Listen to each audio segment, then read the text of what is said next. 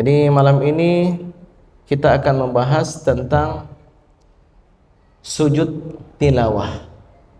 Ya, sujud tilawah ini penting kita bahas karena ada beberapa permasalahan di sana.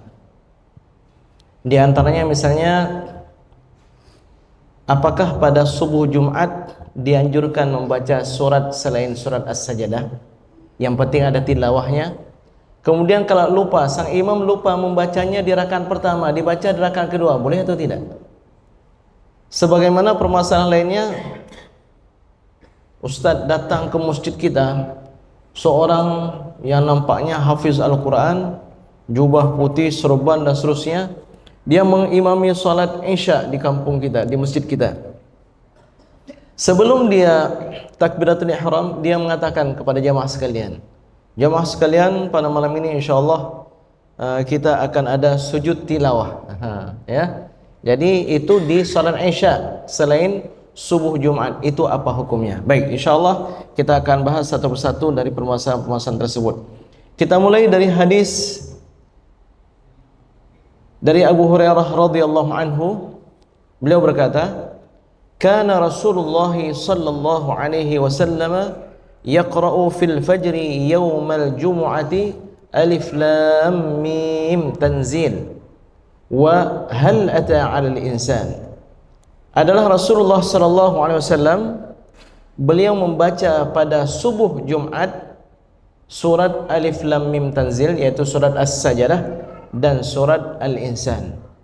Berarti dari hadis ini dapat difahami Rasulullah sallallahu alaihi wasallam pernah salat subuh di rakaat pertama setelah Al-Fatihah membaca surat As-Sajdah, dan di rakaat kedua setelah Al-Fatihah membaca surat Al-Insan.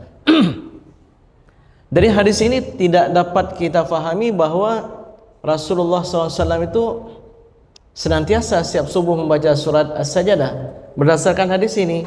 Tapi ternyata ada hadis yang lain yang di sana terdapat perkataan yudimu dzalika. Rasulullah SAW dawam selalu membaca surat As-Sajdah dan surat Al-Insan. Jadi dari hadis ini Bapak sekalian, melakukan sujud tilawah karena di dalamnya ada surat As-Sajdah itu warid, betul-betul ada dari Rasulullah sallallahu alaihi wasallam, ada keanjurannya. Walaupun makmum terasa berat, ada komplain, tetap yang dianjurkan itu membaca surat As-Sajdah dan surat Al-Insan. Minimal surat As-Sajdah lah. Mungkin berat juga bagi makmum. Ini mungkin perlu dipanggil imamnya. Bapak imam, bacaannya itu jangan bacaan yang lambat. Bacaannya agak cepat sedikit. Saya ada salat beberapa kali di Penang dan juga di Kuala Lumpur. Mereka selalu membaca surat As-Sajdah dan surat Al-Insan, tapi imamnya bacanya cepat. Ya, bacanya cepat. Alif lam mim tanzilul kitabi la raiba fihi min rabbil alamin am yaquluna iftarah, dan seterusnya. Tapi kalau imamnya alif lam mim tanzilul kitabi la raiba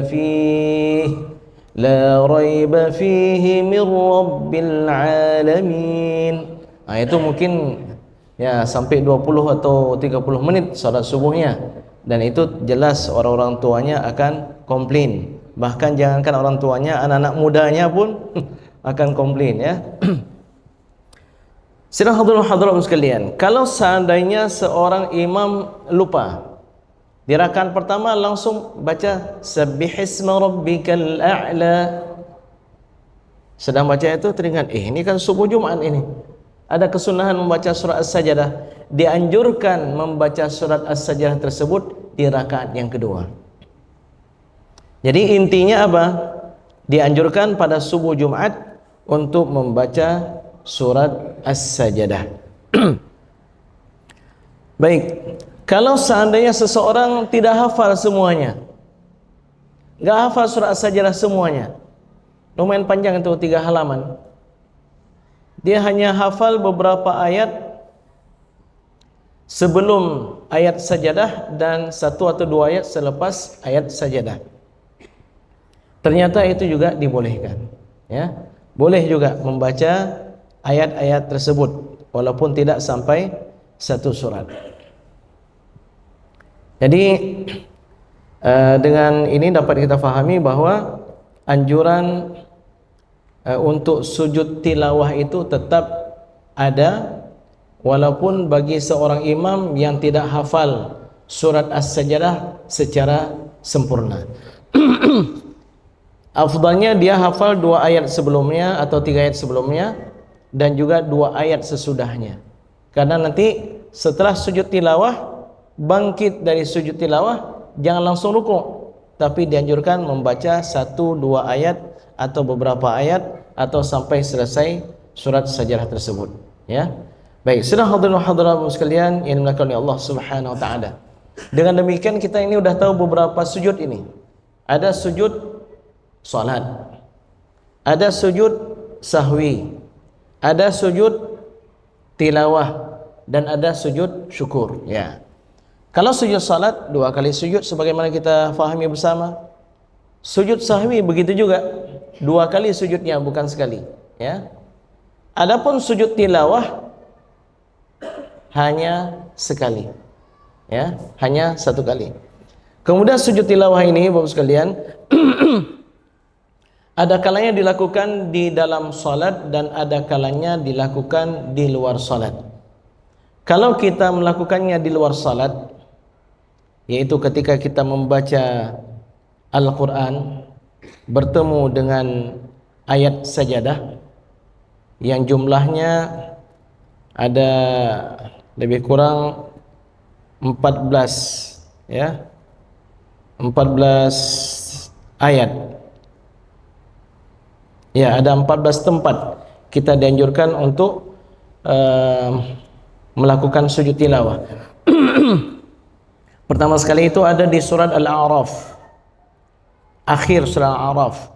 Kemudian di surat Ar-Ra'd, di surat An-Nahl, di surat Al-Isra, di surat Maryam, di surat Al-Hajj, di surat Al-Furqan, surat An-Naml, surat As-Sajdah, surat Fussilat, surat An-Najm, surat Al-Insyiqaq, dan surat Al-Alaq. Ada 13 surat. Tadi Ustaz bilang 14. Ya, di surat Al-Hajj itu ada 2 ayat. Di surat yang lain 1 ayat, 1 ayat. Jadi permulaan ayat sajadah dalam Al-Quran di penghujung surat Al-A'raf. Dan akhir ayat sajadah itu ada di Juz Ammah. Di Juz Ammah itu ada 2 surat itu. Yang pertama surat Al-Insyiqaq dan yang kedua surat Al-Alaq. Iqra' bismi rabbikal ladzi khalaq. Di ayat ke-19-nya wasjud waqtarib. Baik, saudara hadirin hadirat sekalian, kalau kita di luar salat bertemu dengan salah satu daripada ayat sajadah tersebut, dianjurkan bagi kita untuk melakukan sujud tilawah. Bagaimana caranya? Ada 4 rukun yang harus kita jaga kalau kita melakukan sujud tilawah. Yang pertama sekali niat dan takbiratul ihram. Yang kedua sujud 1 kali. Baru kemudian ditutup dengan salam. Ada salamnya. Iya, kecuali mazhab Hanafi. Dalam mazhab Hanafi enggak ada salamnya. Begitu selesai sujud dah selesai. Tapi dalam mazhab kita takbiratul ihram apakah mesti berdiri? Enggak mesti berdiri. Boleh berdiri, boleh duduk. Kalau kebetulan kita sedang sedang membaca Al-Quran sambil duduk, ya, langsung takbiratul ihram. Allah, dalam takbiratul ihram sahaja saya sujud tilawah karena Allah Ta'ala. Allahu Akbar. Kemudian Allahu Akbar. Apa yang kita baca dalam sujud kita? Sunnah dalam sujud, bukan wajib. Kalau dalam sujud enggak ada zikir pun tetap sah sujudnya. Minimal tasbih 1 kali, subhanallah. Lebih bagus daripadanya membaca subhana rabbiyal a'la wa bihamdih. Lebih bagus lagi daripadanya membaca sajada wajhiya lilladzi khalaqahu wa sawwarahu wa syaqqa sam'ahu wa basarahu bihaulihi wa quwwatihi fatabarakallahu ahsanul khaliqin. Kalau bisa yang panjang lebih bagus. Kalau enggak maka minimal subhana rabbiyal a'la wa bihamdi. Sidang hadirin hadirat sekalian yang dimuliakan oleh Allah Subhanahu wa taala. Dibaca 3 kali, kemudian bangkit dari sujud, assalamualaikum warahmatullahi. Ya, salam. Jadi demikian. Jadi ada juga yang membaca ayat Quran begitu jumpa langsung sujud. Enggak ada takbiratul ihramnya. Apalagi salam, salamnya enggak ada. Kalau dalam mazhab Syafi'i belum dihitung itu sujud. Belum dihitung itu sujud tilawah. Sujud tilawah mesti ada takbiratul ihramnya dan disudahi dengan salam. Baik, sedang hadirin sekalian. Sujud tilawah ini seperti salat. Berarti apa? Harus menghadap kiblat. Jadi jangan kebetulan kursi kita membelakangi arah kiblat, kemana aja kita sujud. Sujudnya tetap menghadap ke arah kiblat, itu satu. Yang kedua, kita harus menutup aurat. Karena ini salat juga ini. Sebagaimana kita mesti dalam kondisi suci. Ya. Jadi sujud tilawah itu seperti salat, menghadap kiblat, menutup aurat dalam kondisi suci. Kemudian para ulama juga mengatakan setelah tiba waktunya. Baru sah sujud tilawah itu kalau sudah tiba waktunya. Mana waktunya? Membaca ayat tersebut sampai selesai. Jadi kalau kita membaca Al-Quran itu mudah saja menandai sujud tilawah. Ada gambar sajadah, ya, ada gambar sajadah di atasnya seperti kubah. Jadi terkadang kan kalau kita membaca itu, Ustaz, di ayat sajadah itu kok ada yang ada garis, kemudian ada gambar sajadah. Apa maksudnya? Garis itu yang ada di atas, terutama dalam mushaf cetakan Madinah, itu garis untuk menunjukkan ini dia kata yang terdapat dalam ayat ini yang kita dianjurkan untuk sujud tilawah.